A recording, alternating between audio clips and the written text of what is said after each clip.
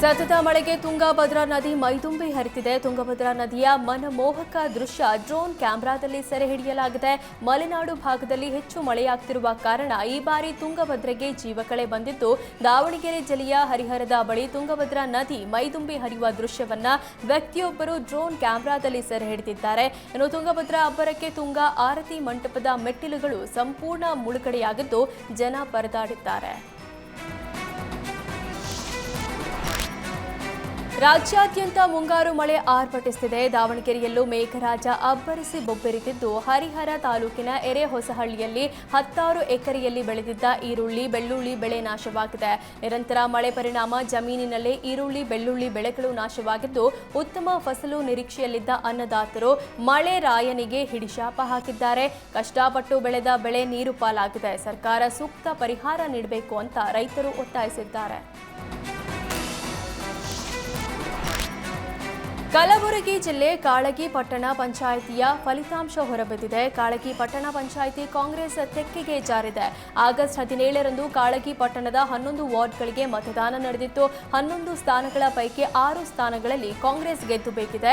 ಉಳಿದ 5 ಸ್ಥಾನಗಳಲ್ಲಿ ಬಿಜೆಪಿ ಗೆಲುವು ಕಂಡಿದೆ. ಬಿಜೆಪಿ ಅಭ್ಯರ್ಥಿ ಎದುರು ವಾರ್ಡ್ ನಂಬರ್ 5ರ ಅಭ್ಯರ್ಥಿ ಕೇವಲ 2 ಮತಗಳಿಂದ ಪರಾಭವಗೊಂಡಿದ್ದಾರೆ. ಇನ್ನು ಕಾಂಗ್ರೆಸ್ ಗೆಲುವು ಬೆನ್ನಲ್ಲೇ ಕಾರ್ಯಕರ್ತರು ಕುಣಿದು ಕುಪ್ಪಳಿಸಿದ್ರು. ಚಿಕ್ಕಮಗಳೂರಿನ ಅಜ್ಜಂಪುರ ಪಟ್ಟಣ ಪಂಚಾಯಿತಿ ಚುನಾವಣೆಯಲ್ಲಿ ಆಡಳಿತಾರೂಢ ಕಾಂಗ್ರೆಸ್ ಪಕ್ಷಕ್ಕೆ ತೀವ್ರ ಮುಖಭಂಗವಾಗಿದೆ. ಅಜ್ಜಂಪುರ ಪಟ್ಟಣ ಪಂಚಾಯಿತಿ ಚುನಾವಣೆಯಲ್ಲಿ ಬಿಜೆಪಿ ಭರ್ಜರಿ ಜಯಭೇರಿ ಬಾರಿಸಿದೆ. 11 ವಾರ್ಡ್ಗಳಿಗೆ ನಡೆದ ಚುನಾವಣೆಯಲ್ಲಿ ಬಿಜೆಪಿ 6 ಹಾಗೂ ಕಾಂಗ್ರೆಸ್ 5 ಸ್ಥಾನಗಳಲ್ಲಿ ಗೆಲುವು ದಾಖಲಿಸಿದೆ. ಅಜ್ಜಂಪುರ ಪಟ್ಟಣ ಪಂಚಾಯಿತಿ ಚುನಾವಣೆ ಪ್ರತಿಷ್ಠೆಯಾಗಿ ತೆಗೆದುಕೊಂಡಿದ್ದ ಕಾಂಗ್ರೆಸ್ ಶಾಸಕ ಶ್ರೀನಿವಾಸ್ಗೆ ಭಾರೀ ಮುಖಭಂಗವಾಗಿದೆ. ಮುಸ್ಲಿಂ ಯುವತಿಯನ್ನ ಮದುವೆಯಾಗುವ ಹಿಂದೂ ಯುವಕರಿಗೆ 5 ಲಕ್ಷ ಕೊಡ್ತೇನೆ ಎಂದ ಶಾಸಕ ಯತ್ನಾಳ್ ವಿರುದ್ಧ ದೂರು ಸಲ್ಲಿಕೆಯಾಗಿದೆ. ಕೊಪ್ಪಳ ನಗರ ಠಾಣೆಗೆ ಮುಸ್ಲಿಂ ಮುಖಂಡ ಅಬ್ದುಲ್ ರಜಾಕ್ ದೂರು ನೀಡಿದ್ದಾರೆ. ಕೊಪ್ಪಳದಲ್ಲಿ ಬರ್ಬರವಾಗಿ ಹತ್ಯೆಯಾಗಿದ್ದ ಹಿಂದೂ ಯುವಕ ಗವಿಸಿದ್ದಪ್ಪ ಮನೆಗೆ ಭೇಟಿ ನೀಡಿದ್ದ ವೇಳೆ ಮುಸ್ಲಿಂ ಯುವತಿಯನ್ನ ಮದುವೆಯಾಗುವ ಹಿಂದೂ ಯುವಕನಿಗೆ 5 ಲಕ್ಷ ಕೊಡ್ತೇನೆ ಅಂತ ಶಾಸಕ ಯತ್ನಾಳ್ ಹೇಳಿದ್ರು. ಯತ್ನಾಳ್ ಹೇಳಿಕೆಗೆ ಮುಸ್ಲಿಂ ಮುಖಂಡರು ವ್ಯಾಪಕ ಆಕ್ರೋಶ ವ್ಯಕ್ತಪಡಿಸಿದ್ರು. ಇಂದು ಕೊಪ್ಪಳ ನಗರ ಠಾಣೆಗೆ ಆಗಮಿಸಿ ಅಬ್ದುಲ್ ರಜಾಕ್ ದೂರು ನೀಡಿದ್ದು, ಯತ್ನಾಳ್ ವಿರುದ್ಧ ಕಠಿಣ ಕ್ರಮ ಕೈಗೊಳ್ಳುವಂತೆ ಆಗ್ರಹಿಸಿದ್ದಾರೆ.